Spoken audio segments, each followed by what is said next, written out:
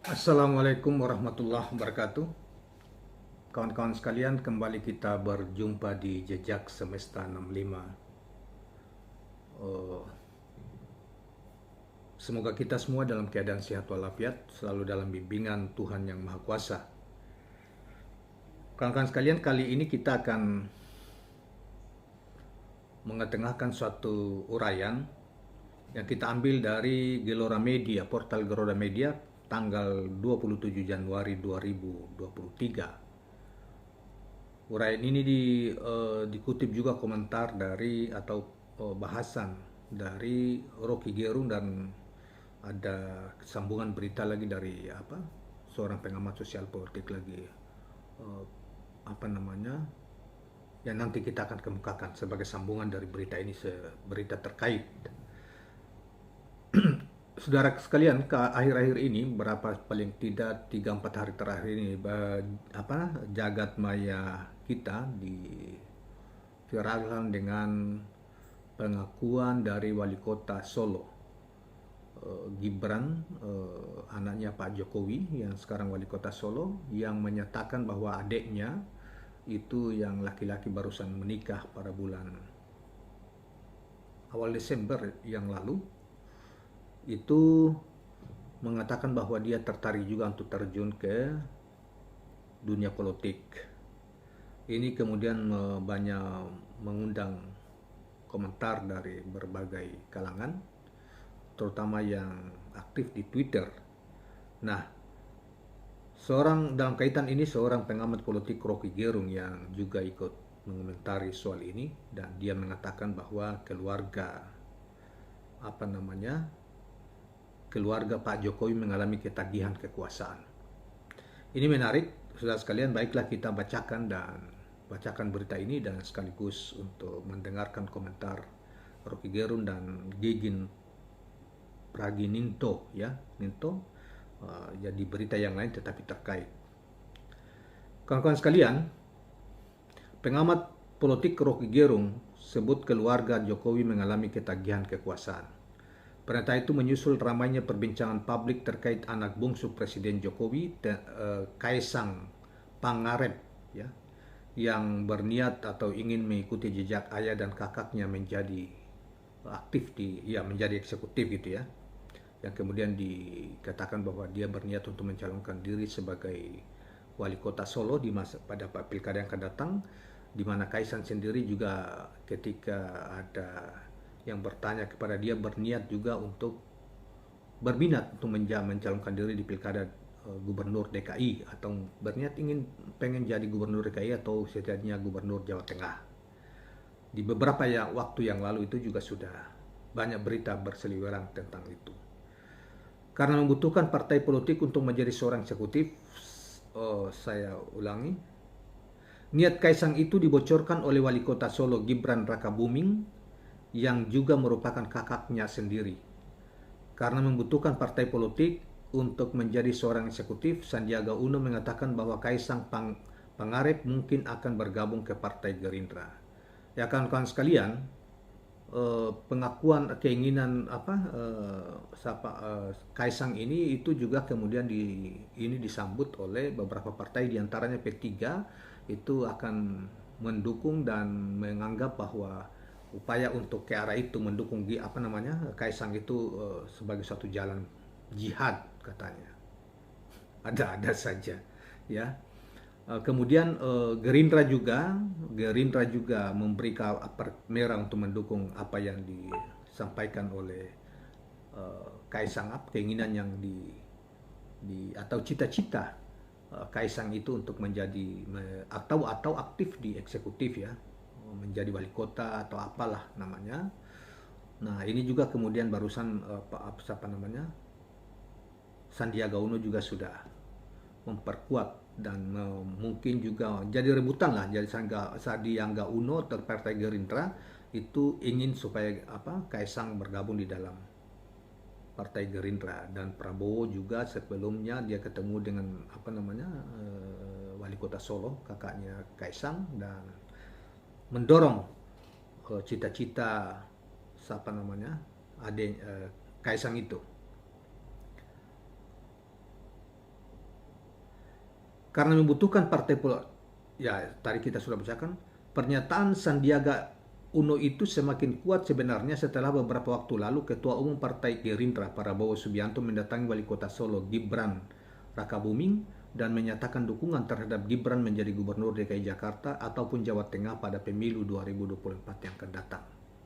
Saudara sekalian, tadi kita lupa, hari ini juga Partai Golkar melalui Wakil Ketua Umum Doli Kurnia mengatakan bahwa siap aja Golkar memberi dukungan terhadap Saudara Kaisang untuk nanti jika pada saatnya dia mencalonkan diri sebagai wali kota. Maka hitungannya adalah jika Gibran Rakabuming yang saat itu menjabat sebagai wali kota Solo diangkat menjadi gubernur DKI atau Jawa Tengah, maka otomatis Kaisang Pangeran diplotkan kembali mengisi kursi wali kota Solo. Jadi turun temurun ya. Jadi setelah Pak Jokowi 2 periode, setelah itu kemudian nanti oleh Gibran anaknya, kemudian nanti juga adiknya ketika Gibran masuk jadi ikut pilkada di DKI atau di Jawa Tengah, pilkada gubernur, maka terah selanjutnya wali kota Solo itu akan diperebutkan oleh Kaisang. Dan menurut mereka ini yang sekarang ini ya, Gerindra, Golkar, P3 dan lain sebagainya yang masih jauh dari itu sudah memberi karpet merah, ya kita nanti lihat aja apakah situasinya seperti yang sekarang ini mereka tunjukkan ataukah setelah presiden baru terpilih nanti semuanya jadi hanya sekadar omongan belaka gitu.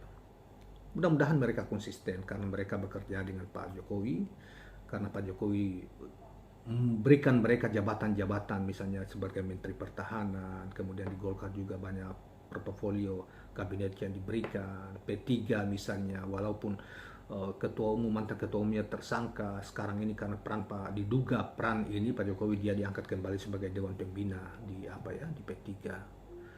Ya itulah. Maka kemudian mereka perjuangan Kaisang itu dianggap sebagai jihad, itu partai Islam. Coba kita lihat latar belakang dari peristiwa-peristiwa ini. Semua itu kalau kita cari ini kemudian di ini ya. Menanggapi hal tersebut, Rocky Gerung mengatakan ada dinasti kekuasaan tergambar jelas dalam keluarga Jokowi saat ini. Rocky mengatakan keluarga Jokowi sedang mengalami ketagihan kekuasaan. Coba kita lihat latar dari peristiwa-peristiwa ini. Semua itu kalau kita cari highlight-nya, yaitu gambaran umum atau sorotan umumnya ya, kita akan temukan satu unsur di dalam politik Jokowi, yaitu ketagihan kekuasaan. Karena ketagihan maka dipaksa secara cepat-cepat mengajukan 2 nama, Gibran dan Kaisang. Saya kira bukan hanya ini ya, saya kira menantunya di Sumatera Utara juga, di kota Medan juga didorong menjadi wali kota sebelum bersama dengan Gibran di Solo, dan semua partai-partai yang berkoalisi itu semuanya memberi dukungan tanpa reserve gitu ya.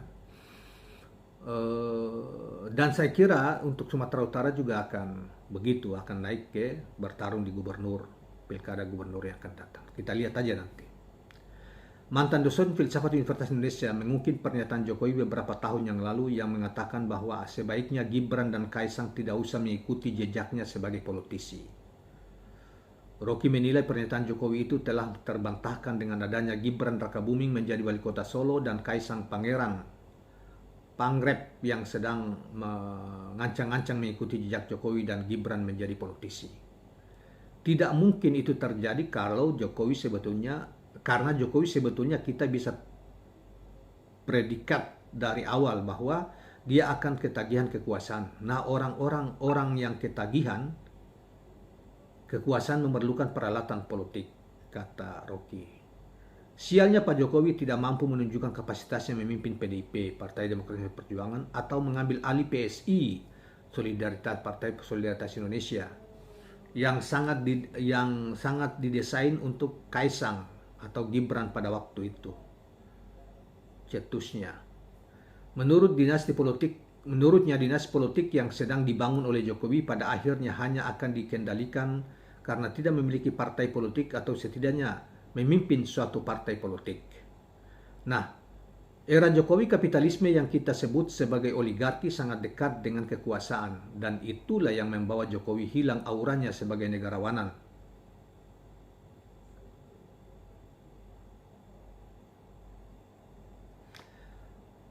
atau kepala negara karena dia hanya dikendalikan. Jadi ini catatan yang harus kita ucapkan dengan jujur secara analitik akademik. Pak Jokowi bukan seorang yang pada akhirnya bisa menuntut dinastinya. Jadi dinasti Jokowi, entah Kaisang atau Gibran dalam pengertian profesional itu juga akan dititipkan pada oligarki yang sama pada akhirnya. Ya, kawan-kawan sekalian, itulah komentar dari Pak Rocky Gerung ya terkait dengan masalah rencana anaknya Pak Jokowi yang bungsu yang barusan dinikahkan itu berapa bulan yang lalu itu berkeinginan untuk terjun ke politik, ke dunia politik mengikuti jejak bapaknya dan kakaknya. Nah, kemudian itu dikomentari oleh oleh Rocky Gerung, saya seorang pengamat politik, ahli filsafat,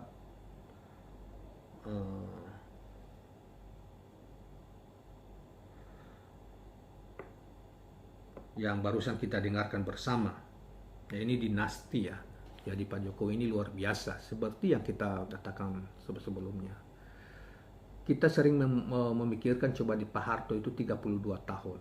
Di masa tahun kedua 32 baru Tutut itu diangkat menjadi Menteri Sosial. Dan memang dia sangat peduli pada saat itu terhadap orang-orang. Dan presiden-presiden lain juga tidak seperti itu. SBY 10 tahun tidak pernah menempatkan Agus Harimurti atau siapalah untuk menjadi gubernur, atau padahal dia punya partai ya, Demokrat, atau siapa anaknya, atau sepupu-sepupunya nggak ada. Ibu Megawati Soekarno Putri memimpin PDIP yang partai yang kemudian tumbuh sejak dari tahun awal 90-an kalau tidak salah, kemudian 80-an akhir, kemudian 50-an, kemudian sudah menjadi partai besar ya.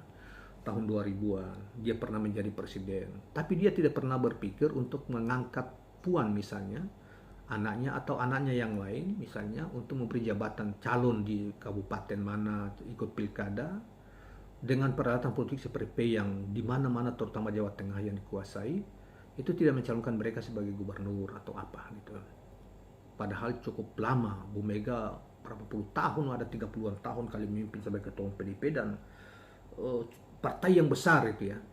Kalau dia mau saja misalnya dia taruh anaknya laki-laki itu jadi kau calon gubernur Jawa Tengah, pasti menang lah kalau dia mau seperti itu, atau gubernur DKI gitu, atau di Jawa lah di mana demikian, atau Puan, demikian juga Puan misalnya. Tapi itu tidak dilakukan. Nah, jadi dia tidak membangun anak-anaknya yang persiapkan untuk, jadi mereka berjuang. Puan menjadi anggota DPR itu berjuang kampanye dan di mana-mana, dan itu wajar ya. Kemudian menjadi anggota DPR berapa periode, menjadi itu hanya dia. Kalau dia mau, Pak SBY, kemudian Gus Dur juga begitu, Habibie atau Soeharto lah yang paling ini. Pak Jokowi anak-anaknya yang near pengalaman ya, itu kemudian ditaruh, menantunya ditaruh, dan ini sekarang mau ditaruh lagi di ujung kekuasaan itu, mau dicoba lagi untuk ditaruh. Kemudian partai-partai yang bergabung ke sana itu berlomba-lomba memberi dukungan sebagai dengan berbagai narasi yang memuja-muja. Ya. Hati-hati Pak Jokowi ini, menurut saya semula kampanye dikatakan anti KKN dan lain, sebenarnya ternyata itu tidak, semuanya bohong. Dinasti dibangun ya, dinasti kekuasaan keluarga dibangun. Bukan sesuatu yang salah sebetulnya, itu wajar saja sebetulnya. Tapi untuk meraih jabatan-jabatan itu kan mesti ada proses lama panjang.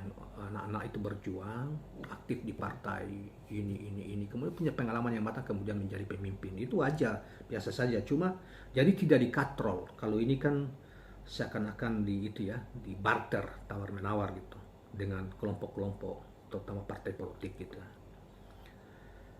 Nah, kawan-kawan sekalian, tadi saya katakan dalam kaitan dengan berita ini, ada seorang pengamat politik yaitu menanggapi Gigin Praginanto ini, menanggapi mungkin sangkil jengkelnya, dia sampai mengatakan bahwa pengamat ini, dia mengatakan dia pikir Indonesia ini sudah jadi milik keluarga mereka gitu. Sampai segitunya dibilang, pikirnya dengan itu menanggapi keinginan Kaisang untuk menjadi wali kota Solo, kemudian Gibran jadi ini gubernur DKI atau Jawa Tengah, sampai dengan pengalaman tentunya dan prestasi belum ditunjukkan, kemudian sudah begitu sampai ada pengamat politik yang seperti Gigin Praginanto ini mengatakan mereka ini sudah pikir seperti ke negeri ini sudah, Indonesia ini sudah jadi milik keluarganya. Nah, baiklah, kita ini kan sedikit, tambahkan sedikit. Pengamat kebijakan publik Gigin Praginanto memberikan sindiran pedas kepada Presiden Jokowi lantaran putra bungsunya yaitu Kaisang Pangarep menyatakan tertarik terjun ke dunia politik. Hal itu disampaikan Gigin dalam akun Twitternya pribadinya pada tanggal Jumat 27 Januari 2003. Dia pikir Indonesia sudah jadi milik keluarga, ujar Gigin Praginanto. Diberitakan sebelumnya Kaisang tertarik terjun ke dunia politik, bahkan tertarik Kaisang ke dunia politik sudah disampaikan langsung kepada Bapak Presiden dan kakak Gibran Rakabuming. Nah, ini ada itu, kemudian kemarin bersama Bapak tidak ada pembicaraan serius ke situ, tapi lebih ke pembangunan saja. Tapi mungkin kemarin ya kita bicarakan di tempat yang di meja makan malah mungkin kemarin yang kita bicarakan di meja makan malah Kaisang dia secara terbuka menyampaikan ke saya dan Bapak ada ketertarikan di politik. Gibran bersama Presiden Jokowi merasa kaget dengan pernyataan Kaisang dan tertarik politik untuk membangun dan ikut membantu. Jadi kawan-kawan sekalian, kalau istilah kaget bagi Presiden Jokowi itu sesuatu yang sudah menjadi apa ya? Jadi apakah itu bentuk kepura-puraan atau keseriusan? Misalnya mengomentari, Pak Jokowi mengomentari tentang sudetan Kali Ciliwung oleh pejabat gubernur, dia bilang, saya kaget. Apalagi kemudian sedikit-sedikit saya kaget. Ini terkait dengan masalah Kaisang punya keinginan juga, kaget juga saya. Kayak gitu, saudara sekalian. Ya itu sudah semacam trademark gitu ya. Apa dibuat-buat atau sesungguhnya kita tidak tahu. Wallahu a'lam. Nah ini, ayo misalnya aku yo kaget tenan ora, Bapak yo kaget katanya, kata Gibran ini ya. Ketika ditanya apakah akan terjun pada tahun 2024 mendatang, Gibran tidak tahu karena baru dengar masalah ini kemarin. Tidak tahu, saya kan baru dengar kemarin, sambung dia. Menurutnya biasanya tak pernah membicarakan masalah itu, tapi kemarin tiba-tiba malah bicara seperti itu. Nah, itu kemudian menjadi bahasan banyak orang, bahkan Gigin Praginanto itu sindirannya keras sekali gitu. Sebetulnya tidak ada masalah karena dia warga negara itu, cuma kan yang jadi tidak ada masalah, yang jadi orang secara etis kan bapaknya presiden ya. Bapaknya presiden, kemudian dalam berungkuk kekuasaan yang puncak-puncaknya anaknya yang masih near pengalaman di dunia politik misalnya, tiba-tiba ini kemudian seluruh partai politik diarahkan ke situ dukung gitu ya. Demikian juga menantunya, wali kota Bobi Nasution. Mungkin menantunya masih bisa karena dia bergerak juga di dunia bisnis Tidak sah-sah saja, tapi yang tidak boleh itu menggunakan kekuasaan keluarga atau bapaknya untuk memaksa orang ini kemudian terpilih. Nah, seperti itulah. Jadi orang terjun ke politik itu ada rekor yang panjang. Misalnya Gibran mau jadi gubernur Jawa Tengah atau gubernur DKI gitu loh. Tentunya rakyat pula yang akan menentukan pilihan itu pada saatnya. Itu tentunya harus ada rekor apa prestasi ketika dia menjadi wali kota Solo. Membuat Solo seperti apa gitu loh. Prestasi kemudian dihitung orang karena ini pemilihan langsung gitu loh. Pemilihan langsung. Jadi kalau kalah gimana? Apalagi bapaknya sudah di ujung kekuasaan. Nah, cita-cita si Gibran si Pangarep ini juga tidak salah. Silakan aja, cuma sebaiknya mempersiapkan diri. Misalnya sekarang bergabung seperti yang dibilang oleh Menteri Pariwisata itu, bergabung dengan Gerindra, aktif di Gerindra, kemudian calon anggota DPR akan datang dulu, setelah itu baru calon wali kota gitu. Jadi ada pengalaman walaupun dalam waktu yang agak singkat. Pengalaman itu pengalaman politik lah, bergaul di organisasi partai politik dan lain sebagainya. Nempel dulu gitu. Nah, kemudian jadi tidak ujuk-ujuk karena bapaknya jadi presiden misalnya. Soekarno dulu puluhan tahun juga berkuasa di Indonesia, tapi tidak satupun anak-anaknya dijadikan gubernur atau apa. Padahal waktu itu kalau mau kan diujar lah, misalnya tahun 60-an itu kan Megawati juga sudah besar, sudah sangat ini ya. Sudah sangat matang lah kira-kira kalau untuk hanya sekadar wali kota dan lain sebagainya itu sudah bisa, atau anggota DPR ya. Sudah bisa, tapi kan tidak dilakukan gitu lah. karena dianggap bahwa itu sesuatu yang tidak etis kalau bapaknya ini kemudian, padahal sebetulnya di zaman era ini bisa saja sepanjang mereka punya kapasitas dan prestasi. Karena setiap warga negara, mereka juga warga negara ya, dan itu dijamin oleh Undang-Undang Dasar 45. Yang tidak boleh adalah secara melanggar etika, misalnya menggunakan kekuasaan orang tua sebagai payung untuk mengatrol anak-anak. Itu tuh yang tidak bisa. Termasuk di dunia bisnis juga seperti itu. Nah, itu yang mesti dimengerti oleh, karena itu silahkan misalnya itu tetapi berproses. Jangan ujuk-ujuk seperti Kaisang dan Bobby kemarin gitu loh, karena puncak-puncaknya kekuasaan bapaknya gitu ya. Sehingga seluruh partai yang bergabung dalam koalisi itu tidak berdaya, mau tidak mau harus dukung gitu loh. Gitu.